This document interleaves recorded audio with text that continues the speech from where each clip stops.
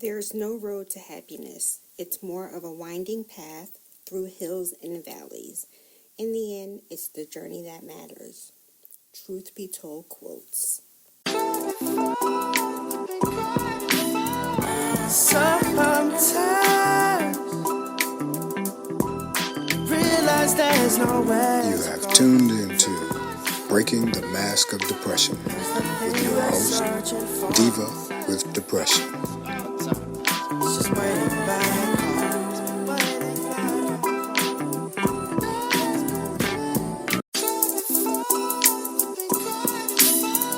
Sometimes realize there's no way. You have tuned into Breaking the Mask of Depression with your host, Diva with Depression. Just waiting back.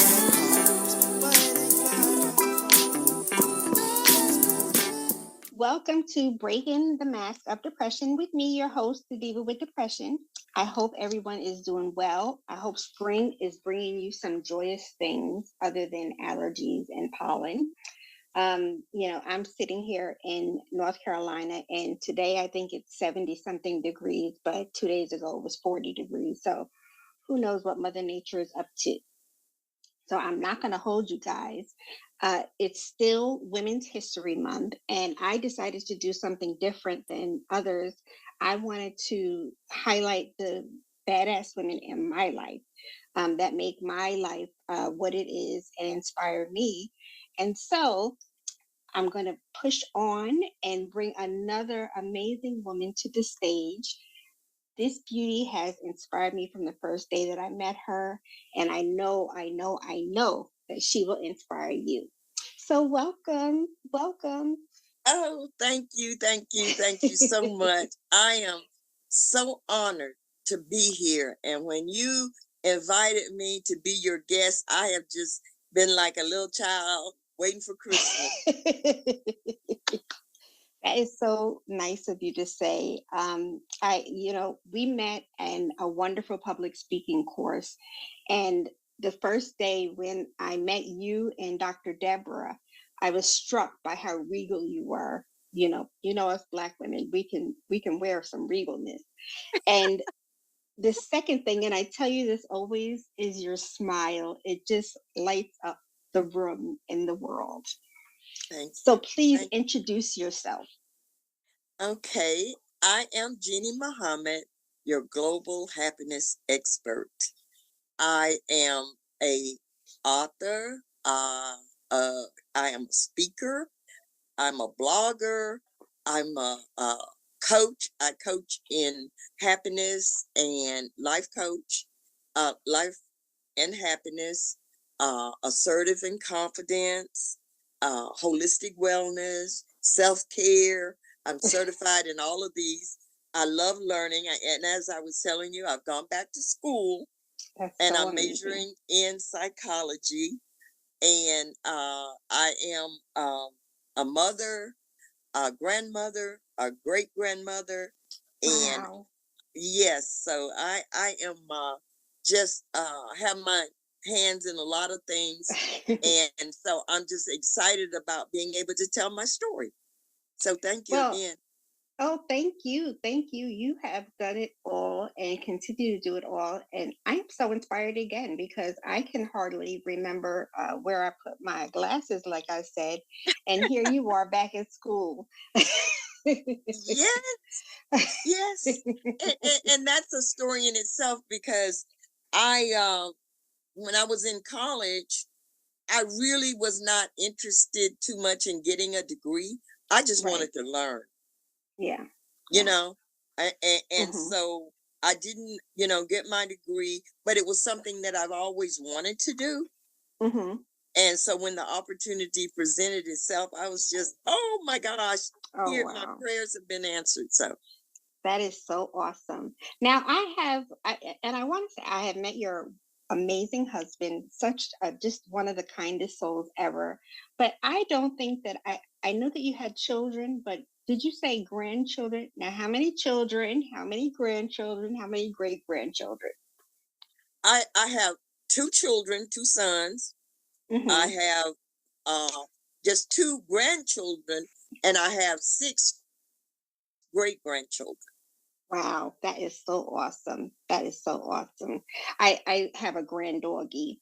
So I always tell when I speak to grandparents, I was like, well, I have a grand doggy who's probably just as spoiled as your grandkids. Wait a minute. Does he Um, like to drink coffee as much as you like to drink? he used to sneak it. Like if I would have, when I had him in the mornings, he would sneak a little bit, but he's already so hyper. He used to be so hyper. No more coffee. But I do have my coffee cup here, Miss Jeannie. So I know. so one thing that aside from your beauty and your presence that struck me is your testimony, because of course when we were in the public speaking that course, that was why we were there, because we were learning how to share our stories. And although I know that I'm not alone, sometimes when I share, hear my dark story or tell my dark story, I don't think that other people have dark stories behind them. And of course, with your smile, like I said, you always smiling. And so that's your testimony struck me. And so would you care to share some of your testimony with us, as much as or Oh, as little as you want? as I said before, that has been what has really been healing for me Hmm. is finally not being ashamed of my story and Hmm. being able to share it. And I always start back because it started with my first memory. My first memory that I have, I was about 3 years old, and I woke up in the middle of the night to my mother screaming, Hmm. and my father was beating her. Wow. And we were very, very poor. I was born in a 2-room shack in the middle of a cotton field Wow. in a little town that's just a sign on the side of the road that says McDade, Louisiana. Wow. And we didn't have running water, no electricity, no inside plumbing, none of that. In fact, the floors were dirt floors. Wow. It was a dirt floor. But and it was just 2 rooms, so we all slept in the front room, and then the other room was a kitchen. But I woke up to my mother screaming, and throughout my childhood, my father was very, very abusive to my mother. Hmm. He beat her, to me, it seemed like it was just all the time. Wow. And so he was never abusive to us in the sense that he really hit us. But now I've come to understand how when you grow up in an atmosphere like that around daily violence, and my mother had turned to alcohol. So Oh she wow. she would she would drink, and sometimes she would be really drunk, and we had to we would take care of her. And I tell people, I don't know what started first, my father beating her or her abusing alcohol. But Wow. this went on throughout my childhood. But you know something, Didi, I used to love to read, and Hmm. I would read anything I could get my hands on. But because we were so poor, we didn't have a lot of books. But Right. I would walk miles if I knew somebody had a book. I would walk miles just to get that book. I didn't care if it was Wow. cold or raining or whatever. But I love to read, and I couldn't wait to get our textbooks from school so that I Wow. could read. But I just knew that there was something better, and I didn't even know what visualization was at the time, but I would Hmm. visualize myself being somewhere else out of that situation. When I was about 14, I decided I had to find a way to escape, because for the first time, my father hit me. Oh wow. Yet Wow. I stepped between him and my mom, And instead of my mom getting the lick, I got the lick. And Wow. I decided, you know, I was always trying to step in between them and stop them. And I knew that if I didn't get out of there, I was going to either hurt him or he was going to hurt me. Yeah. Yeah. So I started trying to figure out, how can I get out of here? Now, mind you, this is in the country in the 1960s Wow. on a cotton plantation. I had no money, and I had been very sickly as a child because I had asthma really bad. Oh, I had wow. Okay. never, right. I was very sickly. In fact, the doctors had told my mom several times that I was going to die. Oh, wow. Right. Yes. So I had never spent a day away from my mother other than when I was in the hospital with an asthma attack. Wow. I had never been away from home, but I decided I have to get out of here. So I started, how can I escape? I had an aunt and uncle that lived in Redwood City, California. And they had been asking my oldest sister to come visit them, Mm-hmm. but she didn't want to visit them. She didn't want to. So I decided to write a letter. I forged a letter and pretended like my father was sending them the letter saying that he wanted me to come to California and asked them to send a bus ticket. Yeah, you heard Wow. right. Wow. And That, oh my gosh. So you were a badass from the beginning.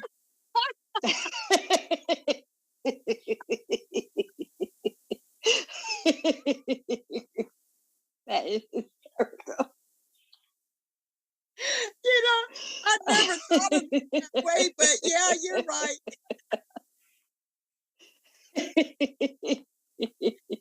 Oh, That is something.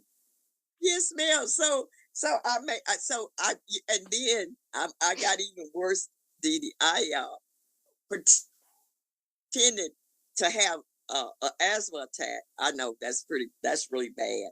So that I didn't have to go to school, so Oh, that I wow. could stay out of school to wait for the mail to come.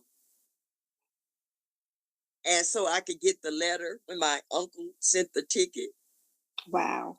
So, and that's what I did.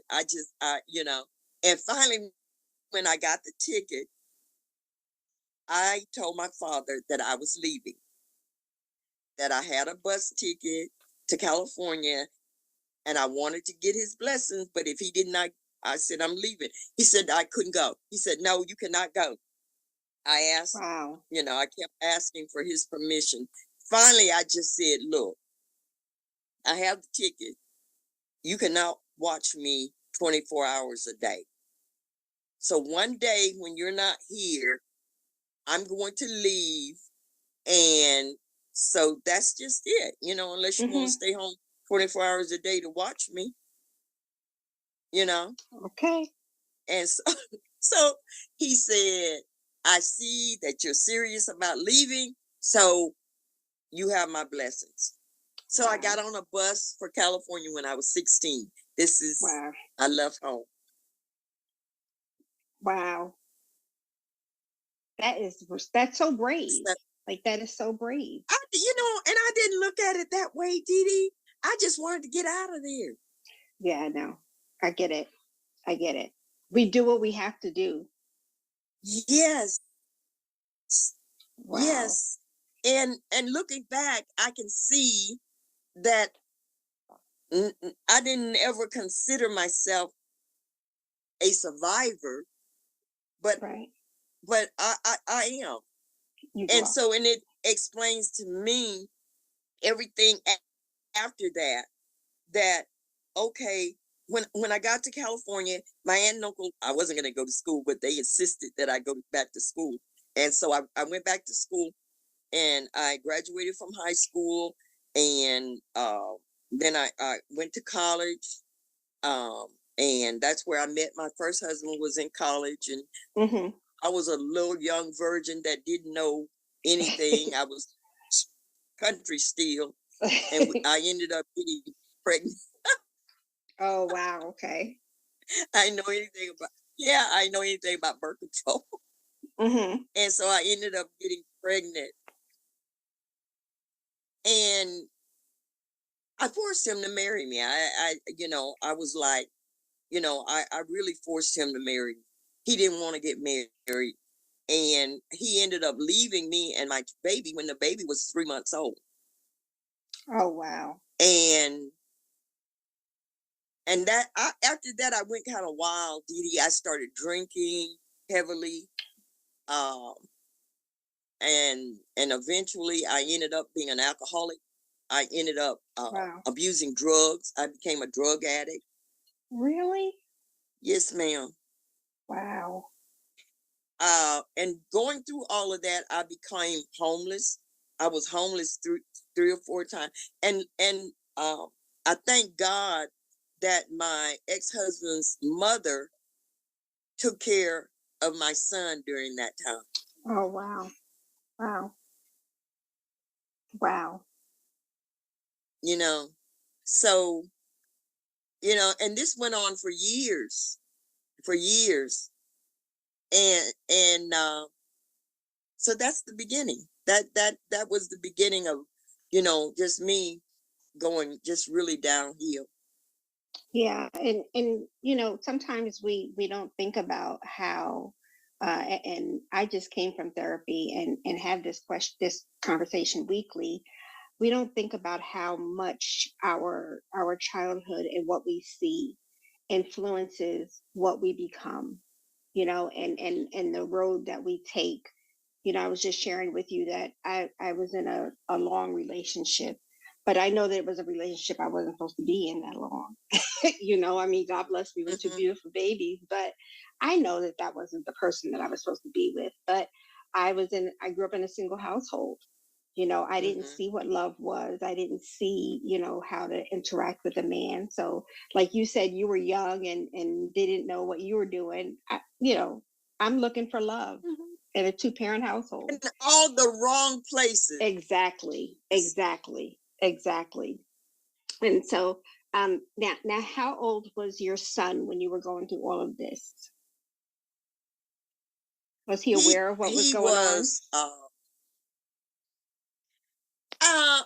eventually he became aware, because it started when uh really me going, it was a process. Okay, It got worse over the years. So as he got older, he was about uh 3 years old when I was started being homeless. And okay, and see, I was in and out of abusive relationships. See, like you said, when right, you come from an abusive atmosphere, and as right, a child, you know, more than likely you're going to end up in those same kind of relationships, because that's for all you've sure. seen. That's all you know. That's all Hmm. I'd ever seen. Yeah, And in my studying, psychology, you are so right. One of the things that I have learned is that almost every problem that we have as adults stems from our childhood. No yep, matter what it is, yep, that the trauma, the trauma that we go through as children affect us in different ways. But if you go to the root of the cause of a lot of our trauma, it stems from what happened in our childhood. And definitely. so I And we I, don't get I over was it in and out. at Of, wow. no, mm-mm. And so I was in and out of abusive relationships. I was a drug addict, alcoholic, homeless most of the time, and I just, but I always knew, because you know I thank God that I was blessed with some intelligence to the point where I could fake it, Right. I could fake it. I could fake it good. So Yeah. Yeah. ended up in corporate America, Okay. in high positions of management. But I was a manager. I was Hmm. during the day and a drug alcoholic at night, and Wow. maybe getting beat at the same time, and then learning how to put on that mask. Exactly. Yep. Exactly. Exactly. Now, I grew up in around alcohol abuse and drug abuse. My daddy actually succumbed to his drug addiction, so I know how much of a hold it can have on you. So, what was your turning point? What made you decide that this is not the life that I want anymore? I made that decision lots of times. Okay. You'll get to a I love point that. and I you'll love say, that. I love that. I No, I did. do. I did. I would say, I'm not going to do this anymore. I'm going to, and I would be good maybe a little while, and then something would happen, and I would be right back in that uh, condition. And so there were incidents that happened that would shake me to the point where Hmm. I would like say, "Oh, I don't want to do this. I don't want to do this." But the thing that really, when I stopped one day and I said, you know, there's something, I'm doing all of this, and I'm in all these abusive relationships. And by this time I had, started uh in, going to meetings with the Nation of Islam. Okay. I had Okay. started, being and being around people that did not drink and didn't smoke and had a positive, that helped me. And Minister Farrakhan wrote this self development book. It's called Self Development: The Basis for Community Development, and it talks Okay. about building the wheel. Hmm. There's the first part of it, and so that made, and self examination in there. It talks about looking at yourself, instead of looking outward and Right. maybe blaming things on the outside. Start looking at yourself and see why you are willing to accept the negative things that come into your life. Right. I get And that. so from there, I started looking at me. Okay. I started saying, now, what is it about me that I'm allowing all of this to come into my life? What is it about me that, sure, these men are raunchy, but I'm allowing them to come into my life, Exactly. Right. you know? Right. Sure, you know, uh, uh, the alcohol and the drug, they were not serving me. So what was it about me that I felt I had to self-medicate? Right. And I started really looking at it, and over a period of time, Didi, I found I just didn't love myself. Right. Right. I didn't think I was worthy of love.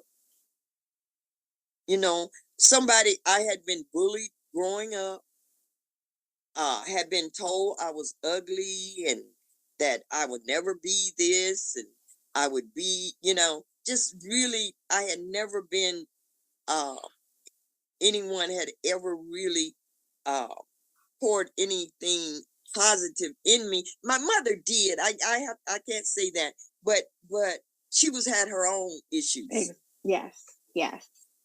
She Yes. She was she going was through trying to everything. right. She was Yeah. trying to survive. Yeah. So I started saying, okay, I don't love myself. What do I need to fall in love with me. Wow. I love that. And so you learn to give yourself, did you learn to give yourself grace because of what you've been through and why went through it? Because I Oh think that that's yeah, a big problem sometimes, is that we acknowledge what we've done, we acknowledge that we have to heal, but we don't fully give ourselves grace for doing what we needed to do to survive, to find love, to feel love, to, because addiction, and I say this on so many episodes, addiction comes in many forms. It could be food, it could be alcohol, it could be drugs, it could be sex. And the bottom line is that we're trying to find comfort, but we don't give us grace in those, when it comes to those things. So yeah. did you learn to do that? Oh yes, and I'm still really working on that. Okay. Because it's so easy to slip back into the negativity. So it's Yes. something I work on a daily basis. You know, because uh, I am my worst critic. Yes, we all are. Yep. Most of us are. Yes. That self-talk that we Yes. talk to each other, that to yourself. You know, and so, but I have learned to give myself grace and to understand uh, why I allowed myself to go through what I went through, and understand my mother and father, and understand and have compassion for them, Yeah.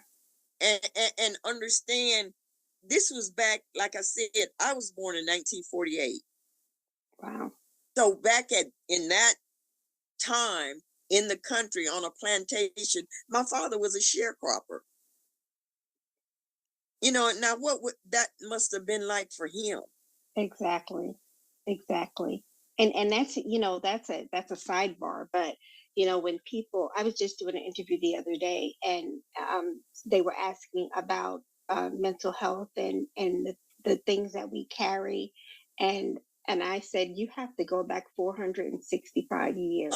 yes, You know what I'm saying? To start yeah, our healing. Because you take your dad, for example, like a sharecropper, um, told that he's less than, and carry that throughout 465 years, carry that through Miss Jeannie's life, because her daddy didn't know how to speak life into her because life wasn't spoken into him, and that's and right, so on and so on, you know. right. And that is what I had to come to understand, and to understand, and this was the hardest thing, is to look at what it did to my children, Yeah. Yes. me, my Yes. going through my issues, what it did to them. And I've gone back and apologized to them, and had that hard conversations about it, so that uh, I could, that was part of my healing. Yeah. That's why I was asking you how old your son was, because I can be honest and say that I'm not there yet. Um, with my parents, Okay. I have not. I'm serious. There's Yes, some ma'am, I things that understand. I understand, but the forgiveness part and the letting go part, I'm not there yet. And that's why I was asking you how old your son was when you started with your journey, because it's hard to see your parents like that, and you start to feel, you get angry with them, but then you get angry with yourself for being angry at them, and so on and so forth. So but what I think is amazing is that you said something, you said you're still healing and you still deal with that. And I think that that's beautiful, because we are under the impression that there's a time limit. Like I'm always told, you're 55 years old, get over it. Uh, no, ma'am. No, ma'am, no ham, no cheese. I am not, like these are things, I mean, because you think about something that has disrupted your spirit from I say from your toenails on up. How do you tell somebody to just get over that? And thank you for saying that you are still healing and you're still learning. Yes, yes, That's because amazing. I say to people that we're all so unique and so different that my experiences, somebody may, it may not have affected them as much as it affected me. And it may not be affecting me as much as it has someone else. Yes. You know, so each of our story is our story. It is. You know, Exactly. so I cannot say to you what, put a time limit on you. I can just say where I am Right.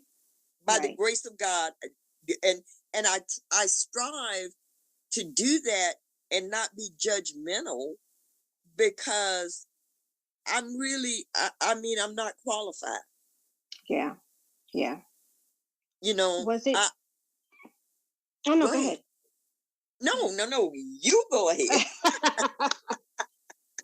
Was it hard to get to that point, from the point of acknowledging where you were and who you were, and what you were missing and what you were looking for? Was it hard to move forward? I guess I should say, was that the process? Was How difficult was the Oh, it's process? just, oh, it's been a process, Dee Dee. It's been a process. And in fact, you know, when we first met, that was a big turning point in my life, because I had been going through so many different experiences and hiding so much Right. about what I had been through and what I was going through, that I had not reached the point when I met you where I could be as Hmm. honest about what went on in my life as I am Right. today. You Wow. know, that was really a big turning point for me, Wow. to be able to get up in front of an audience and say and tell my story. Wow. And even in your walk with the nation, you still were not you still didn't know that you could share who you were. No, I didn't. No, I didn't. Wow. See, it that's what I'm saying. It was,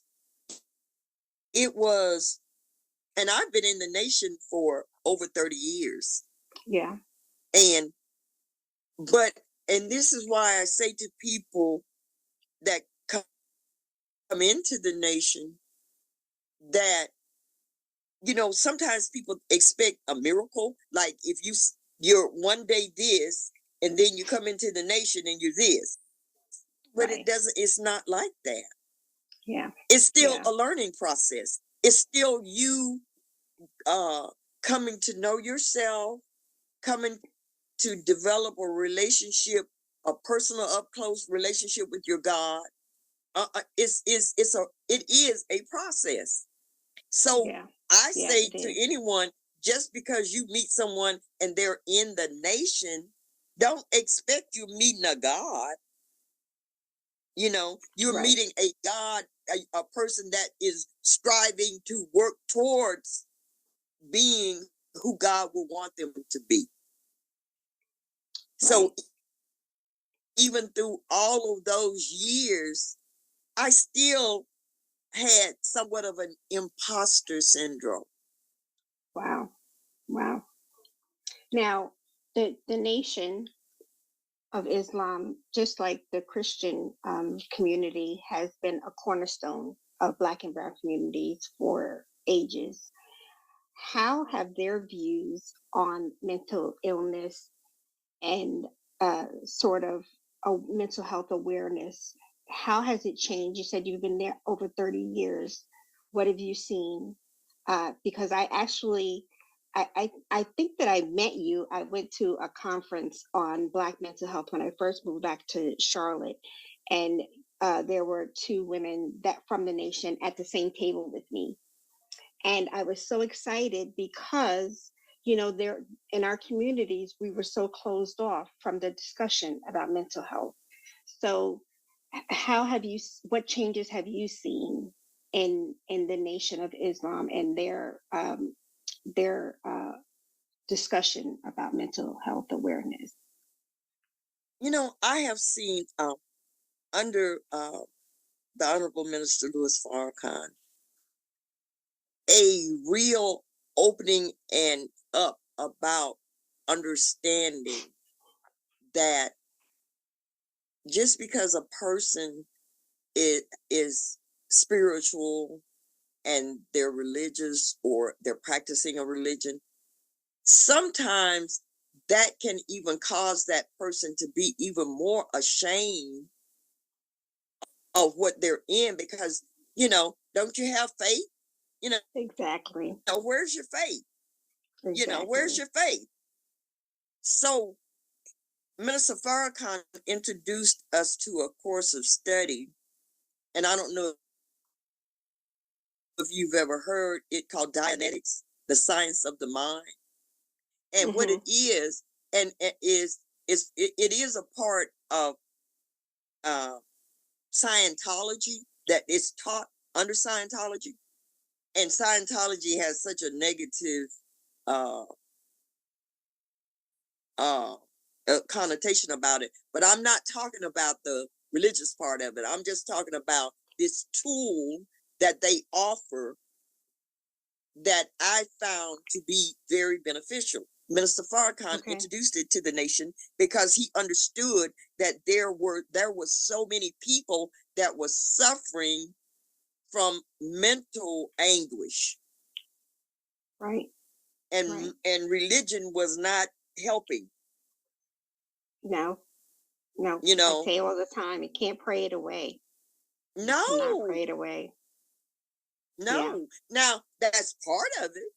Right. It's good to have that. But see, it's a holistic thing.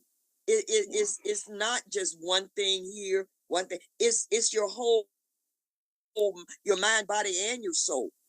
Definitely. That has to be ministered to. I love that. So tell us what a global happiness expert does. What is it? Because you make me happy just smiling. So what do you add to that smile? It's I'm learning every day what a global happiness expert is. That's another thing.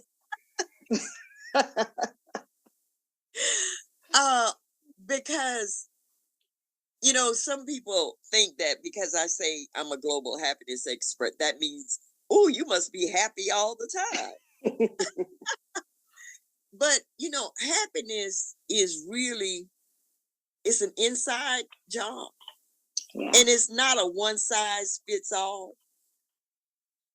Definitely. Just like self-care is not a one size fit all. What may make you feel good and you taking care of yourself, it may be different from what I need. Right. Same thing with happiness. But this is one thing that I can say, your happiness should not depend on anyone other than you.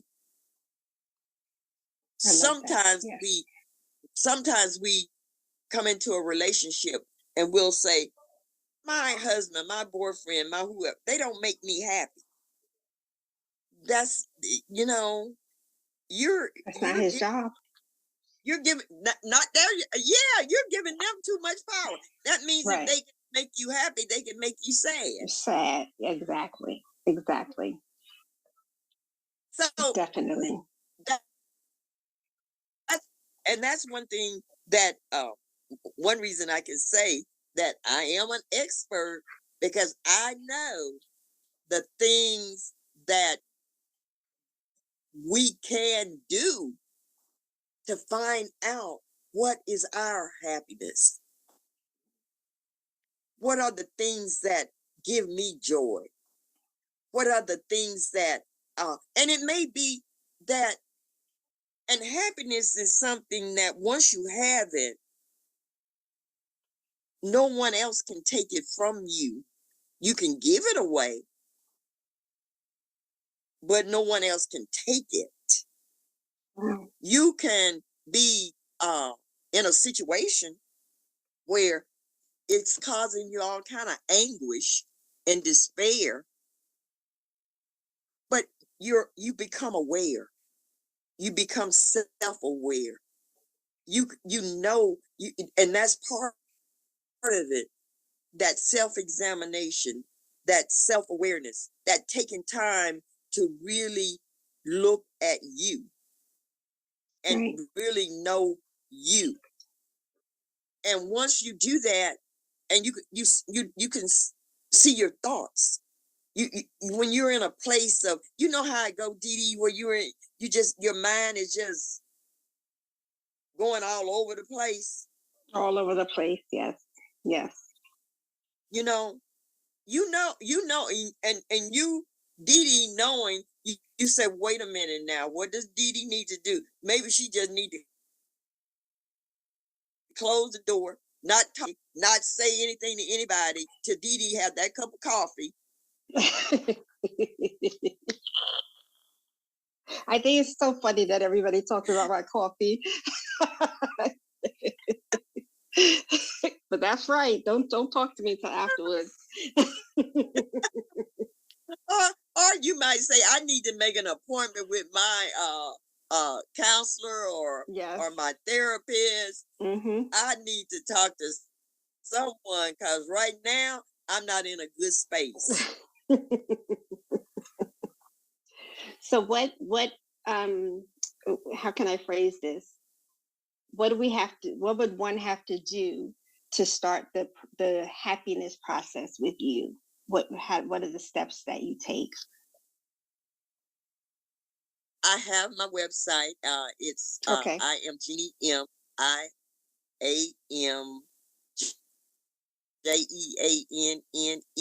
MIAMJEANNEM.com. Mm-hmm. And on my website, and I'm glad you asked, because on my website, I have you can get a download a free self-love report. Okay. And also I have on there it's called uh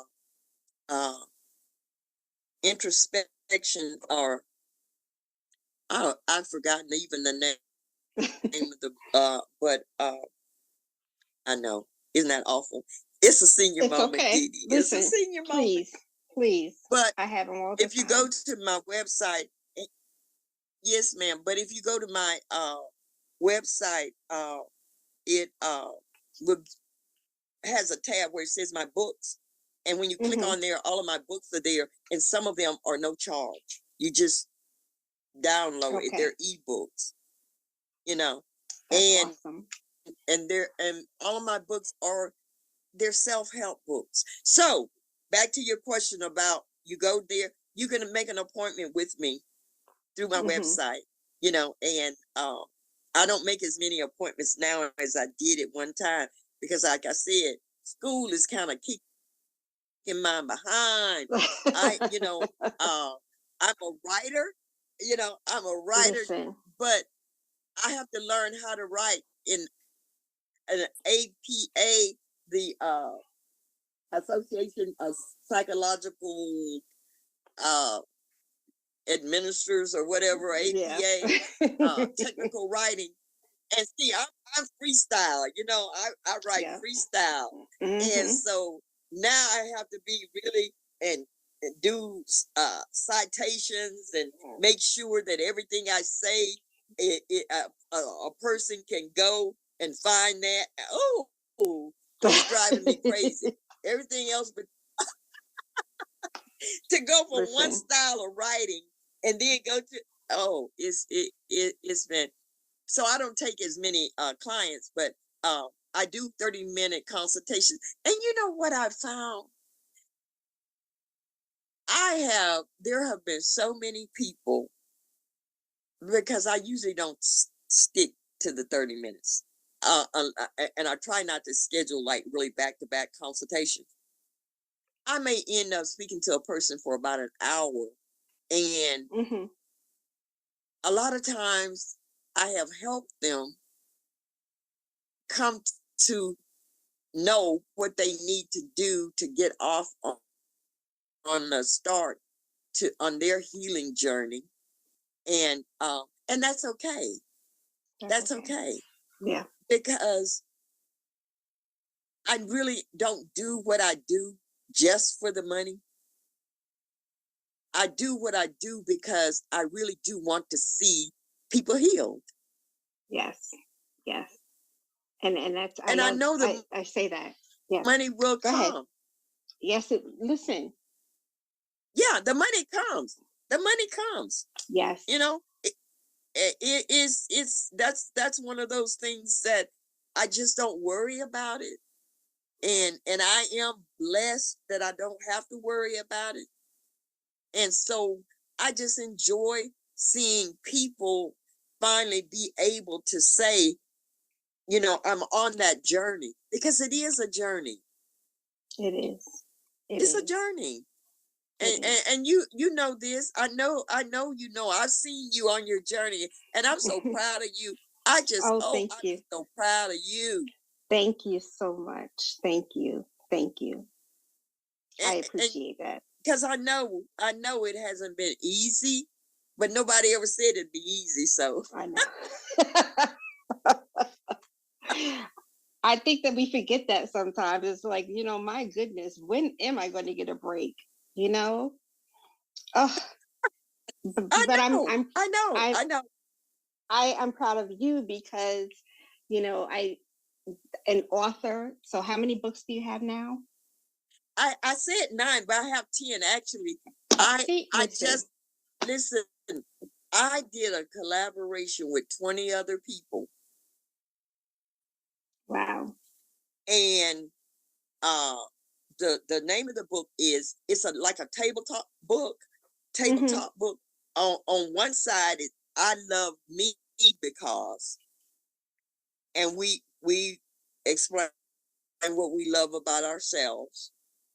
And on the other side, when you flip it, it's I love you because. Oh, wow. Wow. And and it's different in that we use the QR codes. Mm-hmm. And if you click on the QR code, I have a video that would come up of me. Oh, wow. That's awesome. Yes. So we just launched that one uh, in February. Wow. Uh-huh. Wow. So that makes 10 with that one. That is amazing. That is amazing. I'm a couple of books behind because I sure did not know that there was 10. Um, and I'm still trying to squeak out How one. many how many how many? I have not written any books. Oh, you have I to, you have should. I had listen, You have a I story. started twice. I have started 2 books, I should say. But like I always openly share, that this monster doesn't always give me the freedom, to get my thoughts out there. But uh, uh, people like you are inspiration because 10 books and the healing and what you're bringing to women, Black women, uh, Muslim women, just the healing of your community is amazing, and I want you to know that. Well, I just think that you're amazing, and I see the work that you have done. I see, you said that you remember when I started with the speaking class, but I remember when you started, and from where you started, and I will tell you that, like, my sister, when I said that I was going to interview you, she's like, oh my God, I remember her speech that night. Oh, From that night. that makes me feel um wonderful. and but I've seen the work that you've done, and and now that we're here and going back to school, I'm going to keep saying it. You go, girl. You go, girl. Let me tell you something. I want to say this. I don't want anybody ever to think that they're too old or too this, too young, or too whatever, too poor, or Right. too, you know, to do the things that you want to do. Because I wrote my first book when I was 72. Wow. Wow. God bless. So see, did you don't, when I was 72, and then it was right after that, that was 2019. Wow. And right after wrote it, because that was when we had gone to the speech class. I decided that I was just going to come out and be open with everything, what I Right. had gone through, and know and pray to Allah that it would help someone on their journey. And so COVID came along. That Yeah. just stopped me right in my tracks. Yeah. It just Just like made me, everybody. Yeah. yes. But it was a blessing, because that's when I wrote most of my books, because I didn't. Because you were home, you know. I I didn't did have the anything same else. thing. I said that. I was telling somebody that the other day, that even though COVID sucked, like that's when I started doing my Facebook lives. So Uh-huh. that sort of got me into, getting in front of the camera and speaking. So there's always a blessing in the darkness, you Yes. know, and that's awesome. That's awesome. That is so true, Dee Dee. There is always, and that's one thing that I have started doing now. When things are really, really, really, really messed up, I start looking for the blessing in it. And because of, like, life is that yin yang, It negative, is. positive. There's always some negative in the positive. There's some positive in the negative. So, if you look for that positive, even though it may be just a little sliver of light, hang on Yeah. to that. Hang on to that. Don't be looking at all the darkness around you. Just hang into that little pinpoint of light, and as long as you can see that little bit of light, because like in the Holy Quran, it always say, after difficulty comes ease. Just like after day comes night, after Right. rain comes sunshine. Life is just a cycle. So if you can hang on long enough in that darkness, then there will be a change. And the other thing is, and this sounds kind of morbid, or either you're out of here. Yeah. Yeah. And I think that's important for our young people to hear. We've they're a little bit more, I don't want to say sensitive, but they don't understand that life gets hard. Life gets hard. I tell my kids that all the time. I would never want their lives to be as hard as mine was, but there are aspects of life that are hard, and you have to push through it. You have to That's right. I just told my baby yesterday, pop a Tylenol and keep it going, because That's you right. have to do the hard stuff. When you become a mother, there's no saying, oh, well, I got a headache right now, I can't take care of my baby. And so we have to impress upon them that it will get hard, it will get dark, but like you said, always follow that sliver of light. Yes, yes. Yes, And one thing about young people that I know is that a lot they're traumatized. they are. They They're are. traumatized. And some of them cannot or know what why they're reacting the way that they are, and Yes. they may not have access to any kind of help. Yeah. Yeah. And that's another reason why I always say we should be kind to people we don't even know. When you go in the grocery store and you see that little clerk there that may not even look at you, she don't speak to you. All she does is just start checking groceries. That you don't know what she's going through. Right. You don't know what Right. kind of trauma that she is going through. And so that's why I always try to, say a kind word, or just, even if it's just calling them by name and say, "Thank you, Monica," you know, and and and sometimes they'll look up and make eye contact with you, Yeah. and it gives you an opportunity to just smile, Right. just give them. Change. Change And their life. sometimes, yes, Yeah. because you never know You what never someone is know. going through, You because never know. I know my mask was on real good.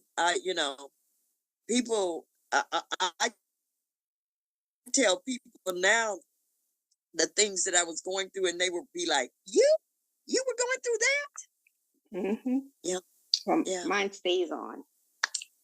So tell us again where we can find you. I am JeanneM.com. And Okay. Google if you Google Jeanne, Jeanne Muhammad, I Google my name sometimes just to see what'll pop up. And, and a lot of things That's so have been funny. popping up lately, Didi. I'll be like, I did That is so funny. And of course, I'm going to, your information will be on my website. So before that. we Yes. go, um, I, I want to say thank you again, that I absolutely love you. Say hello to your wonderful husband for me, if Yes, he I sure remembers will. me, Oh, because, that'll make him feel so special. because he's so sweet. Well, He's so thank you. sweet. Thank You're you. welcome. So the last thing that I will ask you is share one piece of happiness advice for us.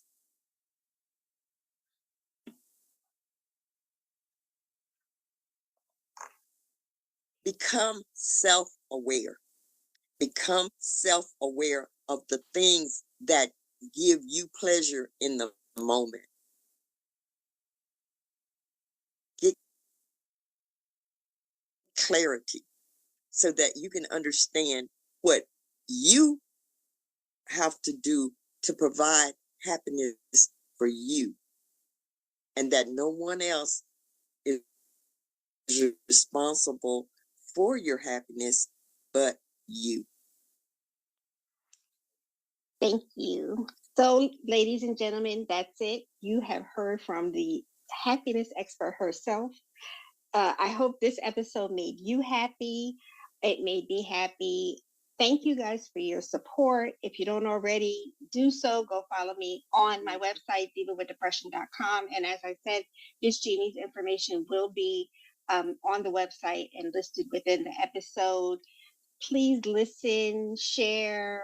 You never know what can save someone's life. The That's sharing right. of my podcast and sharing of what Miss Jeannie just spoke about, you just never know what it will take to save Yes. someone's life. So please, please, please keep sharing the information. We have to save our Black and Brown communities. We have to save our brothers and sisters and babies. So let's just keep the conversation going. Thank you again. Ladies and gentlemen, please stay well and please find some peace in your day. Remember that you're a superhero. Take care. Bye, Thank guys. you. Bye-bye. Thank you. Bye. Sometimes realize there's no